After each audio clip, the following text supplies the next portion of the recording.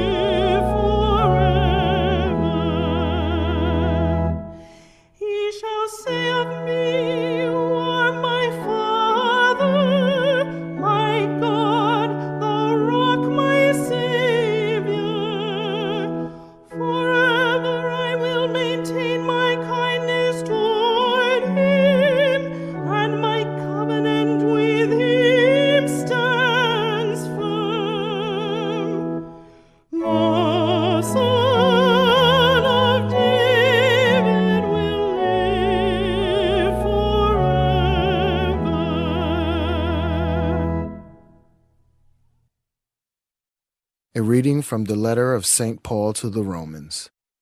Brothers and sisters, it was not through the law that the promise was made to Abraham and his descendants that he would inherit the world, but through the righteousness that comes from faith. For this reason, it depends on faith, so that it may be a gift, and the promise may be guaranteed to all his descendants, not to those who only adhere to the law, but to those who follow the faith of Abraham, who is the father of all of us. As it is written, "I have made you father of many nations." He is our father in the sight of God, in whom he believed, who gives life to the dead and calls into being what does not exist. He believed, hoping against hope, that he would become the father of many nations, according to what was said, "Thus shall your descendants be." That is why it was credited to him as righteousness. The word of the Lord. A reading from the Holy Gospel according to Matthew. Jacob was the father of Joseph, the husband of Mary. Of her was born Jesus, who is called the Christ. Now this is how the birth of Jesus Christ came about. When his mother Mary was betrothed to Joseph, but before they lived together, she was found with child through the Holy Spirit. Joseph, her husband, since he was a righteous man, yet unwilling to expose her to shame, decided to divorce her quietly. Such was his intention when, behold, the angel of the Lord appeared to him in a dream and said, Joseph, son of David, do not be afraid to take Mary your wife into your home, for it is through the Holy Spirit that this child has been conceived in her. She will bear a son, and you are to name him Jesus, because he will save his people from their sins." When Joseph awoke, he did as the angel of the Lord had commanded him, and took his wife into his home. The Gospel of the Lord.